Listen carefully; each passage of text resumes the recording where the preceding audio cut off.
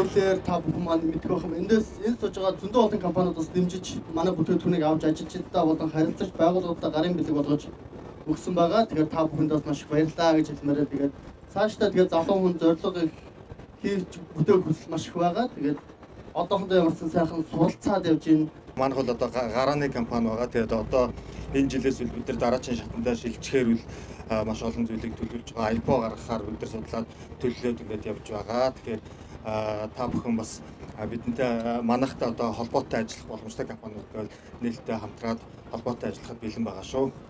Ингээд цааш хэдүүлээ хамтраад аль болохоор бие биенээсээ шинэ технологи, шинэ санаа, өнөөдрөөс бизнес шинэ санаа, шинэ технологи байдаг.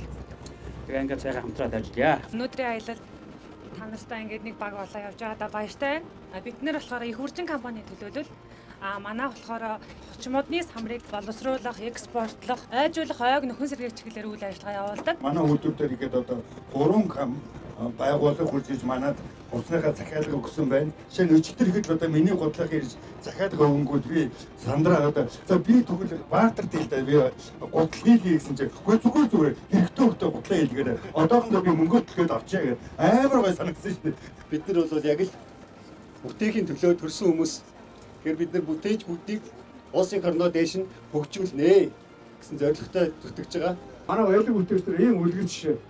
За ингээд дараагийн аяллууд нь бас аягүй гоё байх хэрэгтэй. Анхны аялал гоё байх юм бол цаашдаа бид энэ аяллыг илүү яаж сайжруулах уу, илүү яаж та бүхэнд ойртуулах уу гэдэг тал дээр бол дараагийн аялалд ямар төрлийн албан хаагчдыг дагуулж явах вэ? Ямар олон улсын байгууллагын төлөөллийг дагуулж явмаар байна вэ? Тийм ээ? За тэгээд ямар үйлдвэр үзмээр байна вэ? Жагсаалтуудаа, саналуудаа манай аялал бүтэц дэмжих холбооны гүйцэтгэх захирал, дэг хамгаалан энд ажлыг зохион байгуулж байгаа зохион байгуулагч нар гээд хувцастай энэ хүмүүст бас өгж болно шүү.